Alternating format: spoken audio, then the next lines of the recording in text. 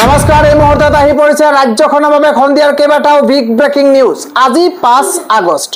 অসমৰ লগতে ভাৰতৰ বিভিন্ন প্ৰান্তৰ পৰা এনেধৰণৰ খবৰসমূহ নিতৌ চাবৰ কাৰণে চেনেলটো ছাবস্ক্ৰাইব কৰি ভিডিঅ'টোত এটা লাইক কৰি দিব।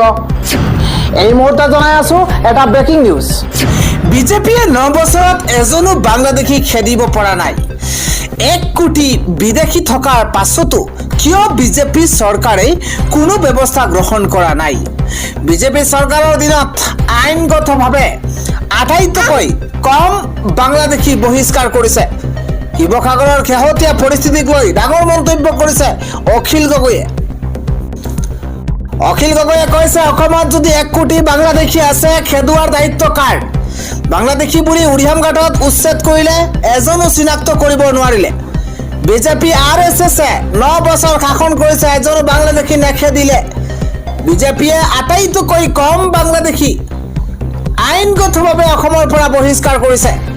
2014 চনত খুল্লা মেত প্ৰধানমন্ত্ৰীয়ে বাংলাদেশী খেদিম বুলি কৈছিল, কিন্তু তাৰ 10 বছৰৰ পিছত মুখ্যমন্ত্ৰীয়ে কয় 1 কোটি বাংলাদেশী আছে। এতিয়ালৈকে বিদেশী বহিষ্কৰণৰ ব্যৱস্থা কিয় কৰা হোৱা নাই? কিয় বাংলাদেশী চিনাক্তকৰণ কৰিবৰ বাবে কঠোৰ NRCত ব্যৱস্থা কৰা নাই? আমেৰিকাৰ অবৈধ প্ৰব্ৰজনকাৰীক হাতকেৰিয়া লগাই ভাৰতলৈ পঠিয়াই দিছিল। সেই সময়ত অসমৰ পৰা এজনো বাংলাদেশীক চিনাক্ত কৰি বহিষ্কাৰ কৰা নেদেখিলো। অসমত যদি 1 কোটি বাংলাদেশী বিদেশী আছে, খেদুৱাৰ দায়িত্ব কাৰ? উৰিয়াম ঘাটত বাংলাদেশীয়ে দখল কৰা বুলি ক'লে, কিন্তু এজনকো চিনাক্ত কৰিব নোৱাৰিলে। বাংলাদেশী প্ৰসংগত বিস্ফোৰক মন্তব্য বিধায়ক অখিল গগৈ। আন এটা খবৰ হৈছে, গোলাবিলৰ মৰেল পুলিচিঙৰ ঘটনাত জড়িত এই 3 গৰাকী দোষীক গ্ৰেপ্তাৰ কৰা হৈছে। গ্ৰেপ্তাৰ হৈছে হেমন্ত বৰা, পূৰবী বৰা আৰু সুশীলা বৰা। বৰ্তমানলৈকে আৰক্ষীৰ জালত আছে এই 3 গৰাকী অভিযুক্ত। এতিয়াও পলাতক মূল অভিযুক্ত ৰঞ্জিত শ্ৰেষ্ঠ আৰু শশাংক শ্ৰেষ্ঠ। আজিৰ সন্ধিয়াৰ পৰৱৰ্তী খবৰ, এইবাৰ মিয়াৰ হৈ ওকালতি কৰিছে অখিল গগৈ, কুফৰাই দিম। এইবাৰ মিয়া খেদাত বাধা দিয়া মানুহটোক কাণত ধৰাই আঁঠু কঢ়াই থোক। আমি জনাই আছো বিশেষ খবৰ। শিৱসাগৰত আমি T20 মেচ খেলি থকা নাই। শিৱসাগৰত আমি T20 মেচ খেলি থকা নাই। শিৱসাগৰৰ বিধায়ক অখিল গগৈয়ে ভালদৰে শুনি লওক। শৃংখল চলিহাৰ মন্তব্য। শিৱসাগৰৰ বিধায়ক অখিল গগৈয়ে ভালদৰে শুনক। আমি বিজেপি কংগ্ৰেছ কাৰো সমৰ্থক নহয়। আমি জাতীয়তাবাদী চিন্তাৰে ডাঙৰ হৈছো। আমি হৈছো জাতীয়তাবাদী। শিৱসাগৰত শান্তি সম্প্ৰীতি কোনে ভাঙিছে শিৱসাগৰৰ ৰাইজে ভালদৰে জানে। আমি খিলঞ্জীয়াই ৰণহুংকাৰ দিবলৈ সাজু। যুঁজলৈ আমি সাজু। কাইলৈ আমি তাৰিখ ঠিক কৰিম। খিলঞ্জীয়া হিচাপে মই চিতু বৰুৱাৰ লগত সদায় আছো। মত বিৰোধ থাকিব পাৰে, কিন্তু বসন্ত গগৈৰ যদি বিপদ হয়, আমি একেলগে থাকিম। শিৱসাগৰৰ সকলো জাতীয় দল সংগঠন একেলগ হ'ব যুঁজৰ বাবে। গণভিত্তি থকা সকলো সংগঠন একেলগ হ'ব এই যুঁজৰ বাবে। খিলঞ্জীয়া মানুহৰ প্ৰভুত্ব ৰক্ষাৰ বাবে ঐক্যবদ্ধ সংগ্ৰাম কৰিম। আমাক ইতিমধ্যে সন্দেহজনক মানুহে আমি আৰু সহ্য কৰিব নোৱাৰো, সহ্য নকৰো। মুখ্যমন্ত্ৰীয়ে যদি কাৰোবাক পৃষ্ঠপোষকতা কৰিছে, তেন্তে অখিল গগৈয়ে মুখ্যমন্ত্ৰীক পোনপটীয়াকৈ সোধক। শিৱসাগৰ আমাৰ শিৱসাগৰ। শিৱসাগৰত সন্দেহজনক মানুহ থাকিব নিদিওঁ।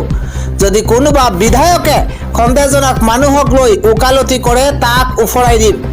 শিৱসাগৰ খিলঞ্জীয়া মানুহৰ ঠাই। ইয়াত বেলেগৰ দাদাগিৰি নচলিব। শিৱসাগৰত বাংলাদেশী ৰক্ষকৰ কথা শিৱসাগৰ খিলঞ্জীয়া জনতাই নকয়। বাংলাদেশী ৰক্ষকৰ কথা শিৱসাগৰ খিলঞ্জীয়াই নুশুনে। শান্তি সম্প্ৰীতি বিনষ্ট কৰা এটাই কাণত ধৰাই দিয়াত শান্তি সম্প্ৰীতি নিজেই ঘূৰি আহিবই। মিটিং কৰি শান্তি সম্প্ৰীতি আনিব নোৱাৰি। মিটিং কৰি কোনো ধৰণৰ লাভ নাই। বাংলাদেশী খেদাত বাধা দিয়াৰ মানুহটোক কাণত ধৰাই আঁঠু কঢ়াই থোক। শিৱসাগৰত আমি T20 মেচ খেলি থকা নাই। আন এটা খবৰ হৈছে মিয়া ক'ত যাব ক'ত থাকিব সেয়া ক'বলৈ শৃংখল চিতু বৰুৱা কোন অসমত বেলেগৰ দৰে সমান অধিকাৰ আছে মিয়াৰ মিয়া মানে বাংলাদেশী নহয় ভাৰতৰ মিয়াই সকলোতে কাম কৰিবলৈ যাব পাৰিব মিয়া ভাৰতৰ নাগৰিক মিয়াৰো সমানে অধিকাৰ আছে ভাৰতত আন জাতি জনগোষ্ঠীৰ যিমান অধিকাৰ আছে ভাৰতত সিমান অধিকাৰ মিয়াৰো আছে মিয়া ক'ত যাব ক'ত থাকিব সেয়া কোৱাৰ অধিকাৰ শৃংখল চলিহা চিতু বৰুৱাৰ নাই উজনিৰ দল সংগঠনক মিয়া খেদাৰ অধিকাৰ কোনে দিলে ভাৰতত যিকোনো ঠাইত মিয়া ব্যৱসায় কৰাৰ অধিকাৰ আছে যিসকলে ভাৰতৰ সংবিধান নামানো বুলি কয় সিহঁত দেশদ্ৰোহী মিয়াৰ অধিকাৰ কোনেও কাঢ়ি ল'ব নোৱাৰে এবিএমচিৰ সভাত এই মন্তব্য কৰিছে অধিবক্তা শাহনাজ আহমেদৰ আন এটা গুৰুত্বপূৰ্ণ খবৰ মুখ্যমন্ত্ৰী ডক্টৰ হিমন্ত বিশ্ব শৰ্মাৰ আহ্বান এইবাৰ উচ্ছেদিতক আশ্ৰয় নিদিব অসমৰ মুখ্যমন্ত্ৰী ডক্টৰ হিমন্ত বিশ্ব শৰ্মাই উচ্ছেদ অভিযানৰ সমৰ্থন কৰি প্ৰদান কৰা মন্তব্যই বিতৰ্কৰ সৃষ্টি কৰিছে তেওঁ কয় যে স্থানচ্যুত লোকসকলক সহায় কৰিলে আমাৰ লোকসকলৰ উন্নত জীৱনৰ ওপৰত নেতিবাচক প্ৰভাৱ পৰিব আৰু এই উচ্ছেদ অভিযানৰ জৰিয়তেই ৰাজহুৱা মাটি পুনৰুদ্ধাৰ কৰা হৈছে তেওঁ পৰামৰ্শ দিছে যে যিসকলে ৰাজহুৱা মাটি দখল কৰিছে তেওঁলোকে নিজৰ মূল স্থানলৈ ঘূৰি যাওক আৰু চৰকাৰে তেওঁলোকৰ এই পদক্ষেপৰ বিৰোধিতা নকৰে উল্লেখযোগ্য যে 16 জুন 2025 পৰা অসমত চলি থকা 7টা বৃহৎ উচ্ছেদ অভিযানত প্ৰায় 5300 পৰিয়াল মূলতঃ বঙালী মূলৰ মুছলমান সম্প্ৰদায়ৰ লোক স্থানচ্যুত হৈছে এই পৰিয়ালৰ বহুতে এতিয়া উপযুক্ত আশ্ৰয়ৰ অভাৱত পথৰ কাষৰ